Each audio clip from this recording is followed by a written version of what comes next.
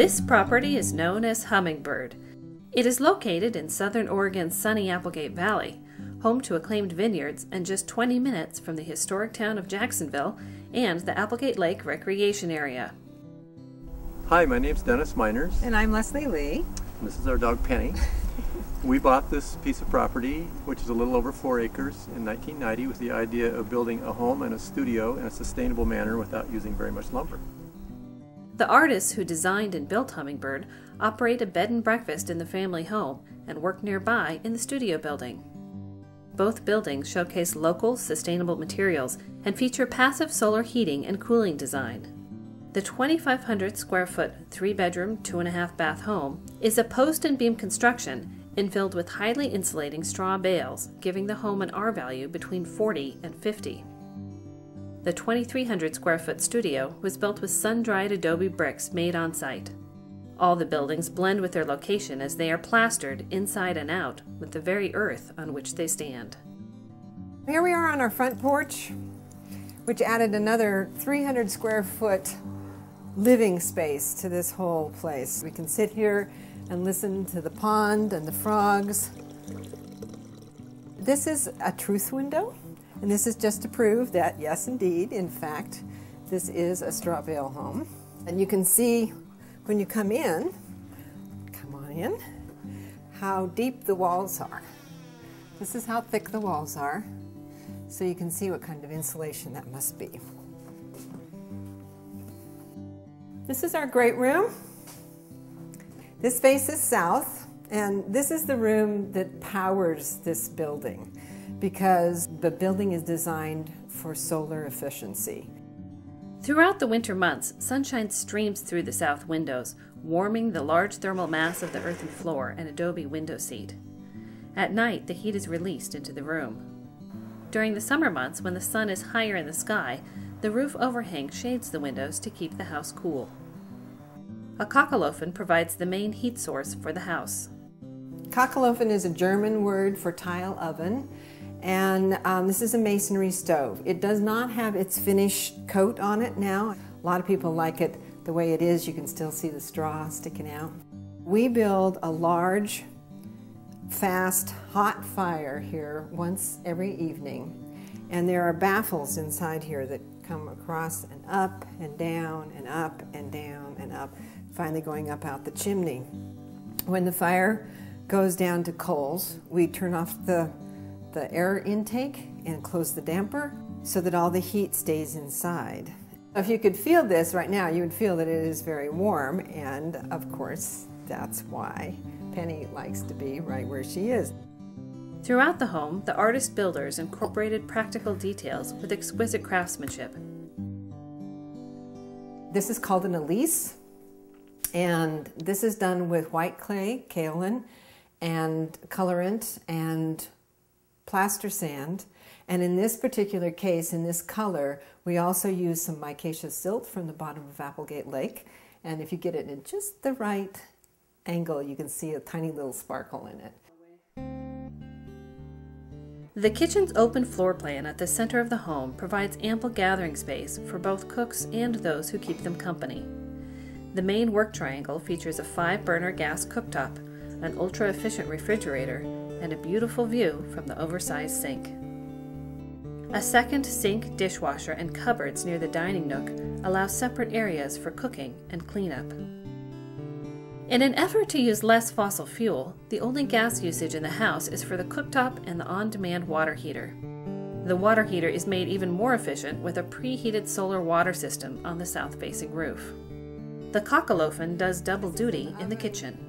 A warming oven that's from the back of the Kachelofen. So the heat from the Kachelofen is constantly keeping this warm, and it's great for doing things like warming up dishes, or defrosting meats, or any of those kinds of things. There's lots of things in this kitchen that I designed specifically for me, things that I always wanted to have in my kitchen. I always wanted to have an appliance garage, so there's one of those. I like the fact that the doors to the cabinets open from both sides, so no matter where you are, you can get to them. You can see what's inside there. The cabinets are all drawers. As a matter of fact, this drawer right here is my favorite one. This is a compost drawer. So when I am chopping my vegetables or whatever it is, then they just go right in here, and we just close that door, and I don't have to touch anything, and you don't see anything. Here's a little extra added counter space for those times when you really need it. This can be pulled all the way out into the center of the kitchen. We usually bring this out when we have several people working in the kitchen making a large meal. And then we have this big wall here that is hiding wonders. For instance, this is where the coffee gets made. The tea is all right here. So this is plugged in right in there. Nice little thing, just disappears. More space down there. This pantry opens up all the way. All the space. This is the space under the stairs. So it's been utilized as a working space. This is where we eat most of the time. It's very comfortable. We've got this lovely light coming in through these interior windows. We chose to put recycled windows on the inside of our space. But the other thing that's nice besides eating, this is a great place to sit and do your book work or your mail. We have some little sliding file folders here so you can file things right here, or as like most of the mail, it could just go in the recycling bin.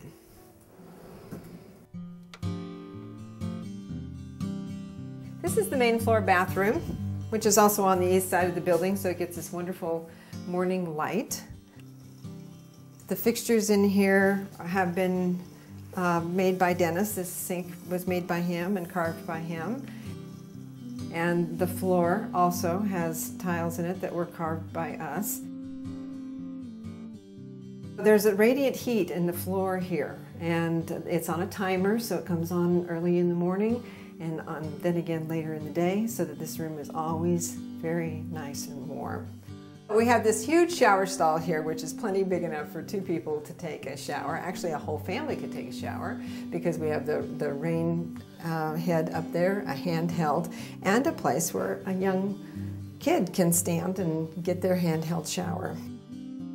And then the toilet here has a bit of privacy. A very large linen closet here. Opens up and out, and every single room in this main floor has an outside door, and this one goes out to the hot tub that's on the deck. The other door in the bathroom leads directly into the master bedroom, a spacious room filled with morning light. Double doors lead directly to the back deck and hot tub. This is the beautiful view that we get to see when we wake up in the morning. This is facing east, so the light comes here first.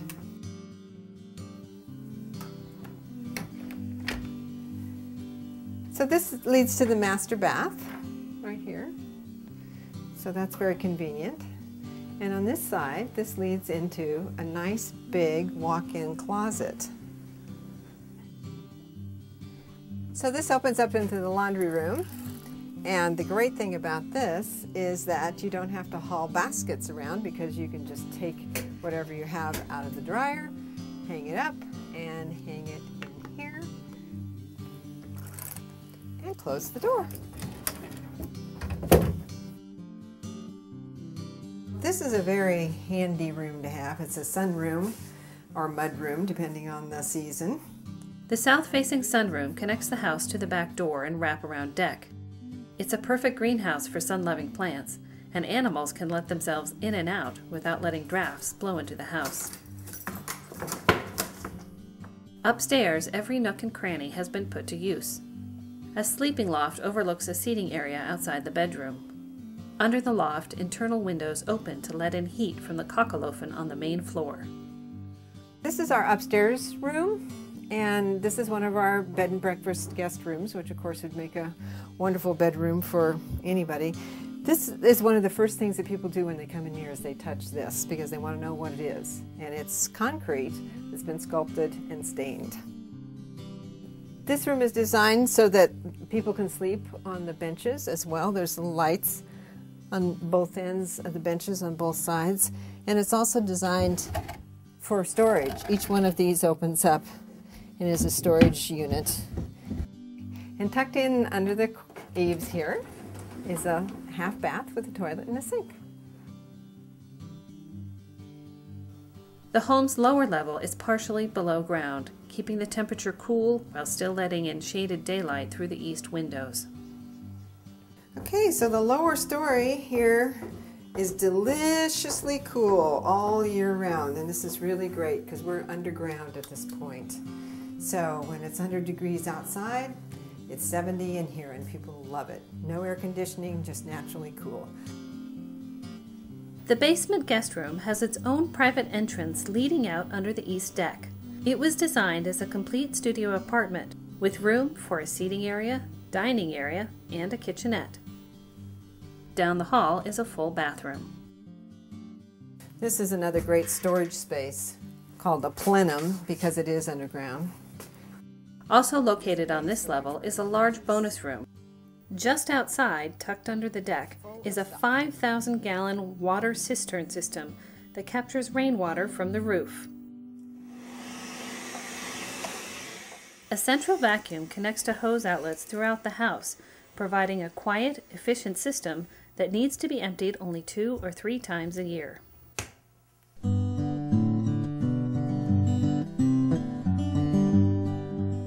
Before building their home, the artists first constructed a 2,300 square foot studio building from Adobe bricks. Skylights and internal window walls fill the spaces with natural light. The building has radiant floor heat and 220 wiring, making it suitable for a wide variety of uses. This is our studio, and it is a working studio, and it will not get cleaned out until the day we move. It is made out of Adobe block. The walls are 18 inches thick, and that keeps it very cool in the summertime. It has a lot of thermal mass in it, so this is also a sustainably built and energy efficient building. The studio meets residential code, has a full bath, plumbing, and electric for kitchen and laundry, as well as extra sinks in the first floor work areas. The main floor features 3 large workspaces. The South Ceramic Studio is 400 square feet, has a wood stove, and leads to 2 outdoor courtyards with kilns. The North Studio is also 400 square feet and features a sculptural Adobe fireplace.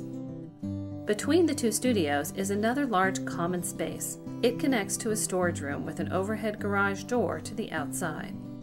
There are 2 lofts in this building. This one above me is about 300 square feet, which is my painting studio, and it has windows on virtually all sides of it. A second loft provides another 75 square feet of living space with high-speed cable installed for TV and internet access. Last but not least lies a beautiful little room off the entrance of the building.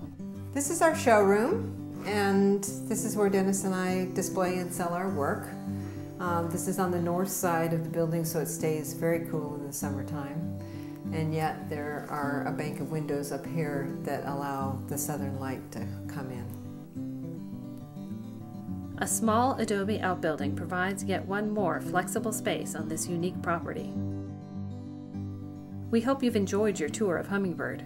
For additional information or to arrange a visit, contact the owners directly at hummingbirdsouthernoregon.com.